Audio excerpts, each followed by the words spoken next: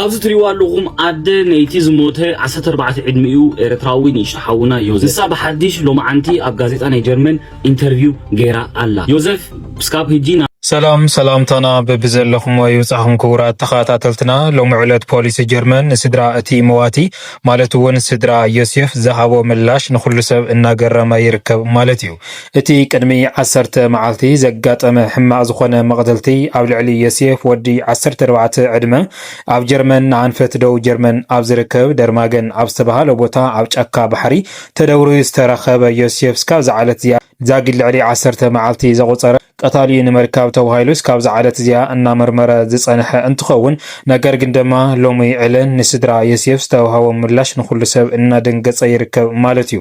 ፖሊስ ጀርመን ከም ዝፍለጥ ቅድሚ 5 መዓልቲ ማለት እውን በቲ ኣብ መግለጺኡ ዝጽሓፎ ጽሑፍ ንዮሴፍ ቀታሊኡ ወዲ 12 ዕድመ እዩ። እዚ ወዲ 12 ዕድመ ድማ ብናይ ጀርመን ሕጊ ክትሓዝ ኣይኽእልን ምኽንያቱ ድማ ትሕቲ ዕድመ እዩ ዝብል መግለጺ እውን ኣውጽኡ ነይሩ ማለት እዩ። እምበኣርከስ ካብዚ መግለጽ እዚ ሕጉሳት ዘይኾኑ ስድራ ዮሴፍ ማለት እውን ዳግም ቀተልቲ ዮሴፍ ምርመራ ንኽግበረሎም እቲ ወዲ 12 ዕድመ ድማ ንዮሴፍ ወዲ 14 ዕድመ ክቐትሎ ስለ ዘይኽእል ስለዚ ድማ እዚ ካብ ሓቂ ዝረሓቀ እዩ። ስለዚ ፖሊስ ጀርመን መሰልና ሓልዩ ዳግም ቀታሊ ንኽእልሸና ኢሎም ሓቲቶሞ ብዝነበሩ መሰረት ፖሊስ ጀርመን ድማ ኣብቲ ግዜ ንሱ እዚ ሕቶዚ ኣይነፀጎይ ማለት እውን ተቐቢሉ ምርመራ ዳግም ከካይድ ድሕሪ ምጽናሕ ሎሚ ናይ መወዳእታ ኢሉ ዝሃቦ ምላሽን ብዛዕባ እቲ ኣስከሬን ነታ ወላዲት ኣይሂበክን መበል እዩ። ምኽንያት ድማ ንኹሉ ሰብ እናደንገጸ ይርከብ ማለት እዩ።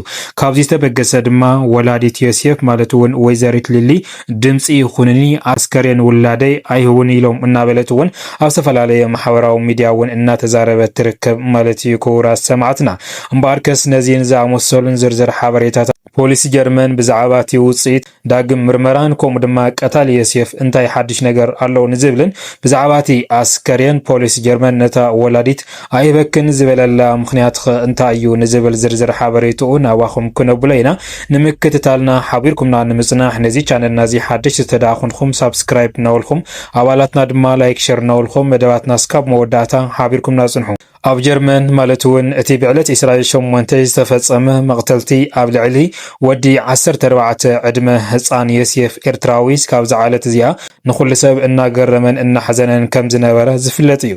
ማለት እውን ዮሴፍ ወዲ 14 ዕድመ ካብ ኣቃታትልኡ እቲ ኣስከሬኑ ማለት እውን 2-3 ተቆራሪጹ ኣብ ቃላይ እዩ ተደውሪዩ ዝተረኸበ። እዚ ድማ ንኹሉ ሰብ ኣብቲ ግዜ ንሱ ሕዚኑ ዝነበረ እንትኸውን ፖሊስ ጀርመን ግን ስካብ ዝዓለት እዚኣ ማለት እውን ዛጊድ ልዕሊ 20 መዓልቲ ዘቑፀረ ዝተፈላለየ ሓበሬታታት እናሃበ ነገር ግን እስካብ ዝዓለት እዚኣ ነቶም ስድራ ናይ መወዳእታ ኢሉ ዝሃቦም ሓበሬታን ሓሳብን ኣይነበረን ማለት እዩ። ፖሊስ ጀርመን በቲ ቅድሚ ሕዚ መርሚርዎ ዝነበረ ምርመራን በቲ ዝረኸቦ ሓበሬታን ማለት እውን ሓበሬታ ቀታሊ ዮሴፍ ንምርካብ ፖሊስ ጀርመን ብዙሕ ላዕልን ታሕትን እናበለ ብዙሕ ሓበሬታታት እውን እናኣከበ ከም ጸንሐ ዝፍለጥ እዩ። ኣብቲ ፈለማ እዋን ማለት እውን ዮሴፍ ኣብቲ ቀላይ ተደውሪዩ ኣብ ዝተረኸበሉ ብሓላፊ መገዲ እቲ ሓላፍ መገዲ ድማ ንፖሊስ ጀርመን እዩ ኣብቲ ግዜ ንሱ ደው ኢሎም ፖሊስ ጀርመን ድማ ናብቲ ሓደጋ ዝተፈጸመሉ ቦታ ብምኻድ እቲ ኣስከሬን ኣብ 2-3 ተቆራሪጹ ስለ ዝረኸብዎ ብዝተፈላለየ ኺላታት ሓመስትን ሓገዝትን እቲ ኣስከሬን ሰውሲቦም ናብ ምርመራ ክፍልዮም ኣምሪሖም ማለት እዩ። ፖሊስ ጀርመን ኣብቲ ግዜ ንሱ ዝሃቦ ሓበሬታ እዚ ወዲ 14 ዕድመ ዘለዎ እንትኸውን ኣብ ኮሞን ዝበሃል መዕቆዊ ስደተኛታት ብኣብዝሓ ድማ ኤርትራ ዝርከብሉ ዝነብር ምዃኑ እዮም ሓቢሮም ማለት እዩ። እምበኣርከስ ፖሊስ ጀርመን ሓበሬታ ንምርካብ ተባሂሉ ነቲ ኣብቲ ከባቢ ዝነበረ ሕብረተሰብን ከምኡ ድማ ነታ ወላዲቱ እውን ብዛዕባ ዮሴፍ ንምሕታት ናብ ቃለ ምሕተት ኣብፅዋ ነይሩ እዩ። እታ ወላዲቱ ድማ ብዛዕባ ዮሴፍ ማለት እውን ቅድሚ ሕዚ ዮሴፍ ዝኾነ ይኹን ባእሲ ከም ዘይነበሮ ፀብ እውን ከም ዘይነበረ እያ ነጊራ ማለት እዩ።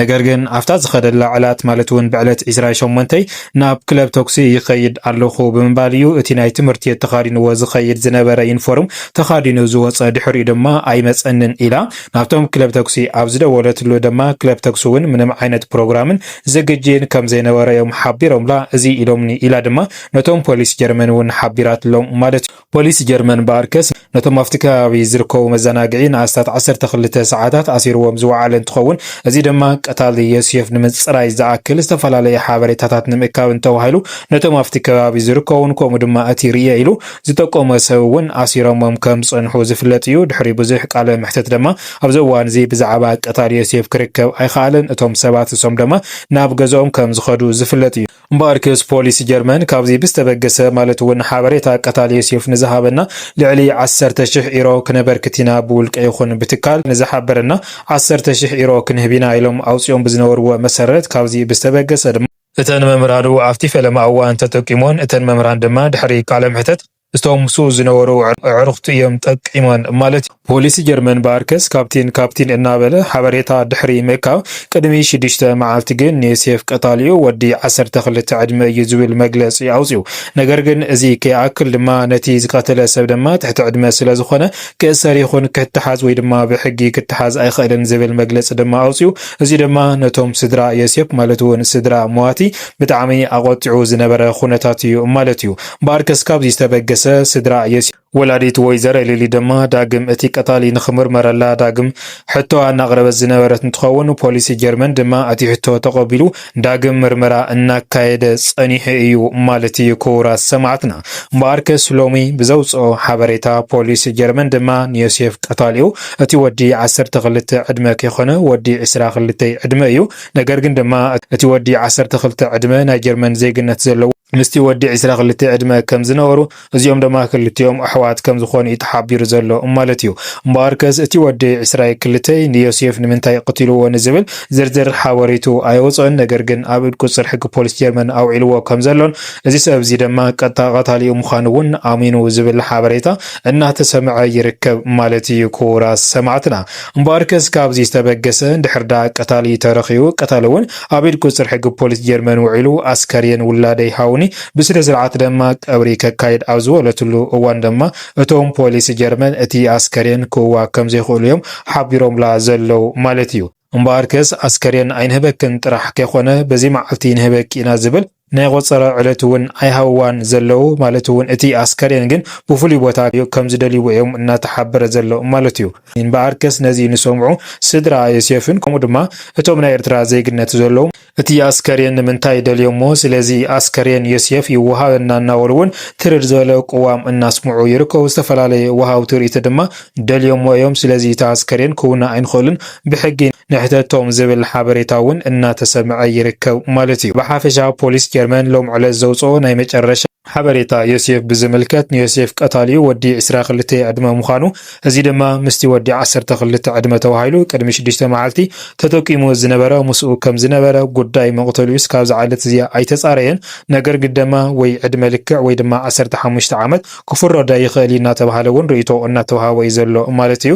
ምክንያቱ ኣብ ጀርመን ሓደ ሰብ ኮነ ኢሉ እንተቃቲልዎ ሙሉእ ዓመት ከም ዝፍረዶ እንድሕር ዳ ብጌጋ ወይ ድማ ብኻይ ነገር ኮይኑ ድማ ትሕቲ 15 ዕድመ እዩ።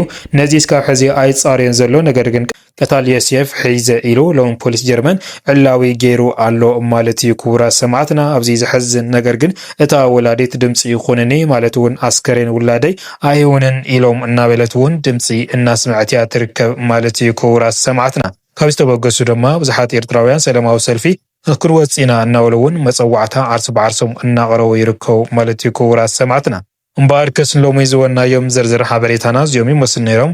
እስካብ መወዳእታ ሓቢርኩምና ዝፀናሕኹም ካብ ልቢ እናመስገና ኣብ ዝቕፅል መደባትና እስካብ ንራኸብ ሰላም ሰናይ ፃንሕቲ ይግበረልኩም። ሰላምታይ ንዓኹም።